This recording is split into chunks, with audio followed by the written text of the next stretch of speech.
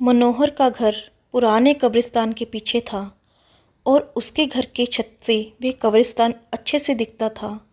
वे रोज़ उस कब्रिस्तान को पार करके ही अपने काम पर जाता था। मनोहर के 2 बच्चे थे और दोनों बच्चे बड़े ही शैतान थे। बड़े का नाम रॉकी और छोटे बेटे का नाम विक्की था। एक बार गर्मी की छुट्टियों में रॉकी और विक्की की बहन सोनिया भी आई हुई थी। तीनों मिलकर रात के लगभग 12 बजे एक रूम में ट्रुथ और डेयर खेल रहे थे। रॉकी सोनिया से पूछता है कि तुम ट्रुथ लोगी या डेयर। सोनिया डेयर लेती है और पूछती है कि तुम लोग कुछ खतरनाक करने के लिए तो नहीं कहोगे ना। रॉकी ने बोला, ये हुई ना बात, तो जाओ अब छत पर से घूमकर आओ और छत पर रखे गमले में से फूल तोड़कर लाना। होगा तभी हमें पता चलेगा कि तुम छत पर से आई हो। सोनिया बोली, छत पर से तो कब्रिस्तान दिखता है, नहीं, मैं नहीं जाऊंगी। रॉकी और विकी दोनों सोनिया को छत पर जाने के लिए ज़बरदस्ती बोलते हैं।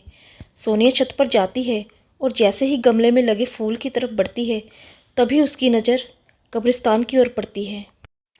कब्रिस्तान में एक बड़ा सा सूखा पेड़ होता है। वे देखती है कि उस पेड़ पर एक सर कटी हुई उल्टी लाश लटक रही होती है। सोनिया उसे देखती है और ज़ोर से चिल्लाती हुई बेहोश हो जाती है। फिर जब सोनिया बहुत देर तक छत पर से नहीं लौटती तो रॉकी और विक्की दोनों डर जाते हैं और वे छत पर जा कर देखते हैं कि सोनिया बेहोश पड़ी है। तुरंत मनोहर को बुलाते हैं और सारी बात बताते हैं। मनोहर, तुम तीनों को ऐसा खेल खेलने की क्या ज़रूरत थी? रॉकी, तुम तो जानते हो उस कब्रिस्तान के बारे में कैसी कैसी खबरें आती हैं, फिर भी तुम सोनिया को छत पर क्यों लेके गए? रॉकी बोला, सॉरी डैड, मुझसे गलती हो गई, हम आगे से ऐसा नहीं करेंगे।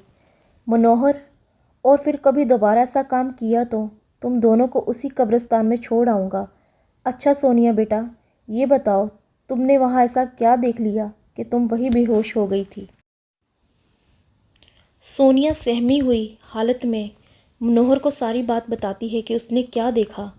मनोहर ने उस कब्रिस्तान के बारे में ऐसी खबरें पहले भी सुनी हुई थी, इसलिए वे सोनिया को डांटता नहीं है और बच्चों को संभल कर रहने की सलाह देता है। एक दिन मनोहर को काम से छुट्टी मिलने में देर हो जाती है और उस दिन उसे ऑटो भी नहीं मिलता। वे पैदल ही घर की ओर चल पड़ता है। इधर विक्की और रॉकी आपस में बातें करते हैं। रॉकी कहता है, विक्की, तुम्हें लगता है सोनिया ने जो कहा वो सच है? मुझे तो लगता है कि वो सिर्फ बातें बना रही है, वो उसका भ्रम होगा। रॉकी बोला, चलो हम कब्रिस्तान में जाकर खुद ही देख लेते हैं। विक्की बोला, अरे भाई, तुम पागल हो गए हो क्या? मुझे अपनी जान बहुत प्यारी है, मैं कहीं नहीं जाऊंगा और तुम भी मत जाना। विक्की के मना करने के बावजूद रॉकी नहीं मानता और वे अकेले ही कब्रिस्तान की ओर चल देता है। कब्रिस्तान का दरवाज़ा खोलता है और अंदर चला जाता है। वे उस पेड़ की ओर भी देखता है जिस पर सोनिया को सर कटी हुई उल्टी लाश दिखी थी। रॉकी खड़े होकर उस पेड़ की ओर देखता है। तभी एक अदृश्य हाथ उसके पैरों को पकड़ लेता है। रॉकी डर जाता है और ज़ोरों से चिल्लाने लगता है, बचाओ बचाओ, छोड़ दो मुझे, मुझसे गलती हो गई, मैं फिर कभी यहाँ नहीं आऊँगा। दूसरे कोने पर एक कब्र होती है जो कि खुली हुई होती है, उसके ऊपर खून लगा हुआ होता है।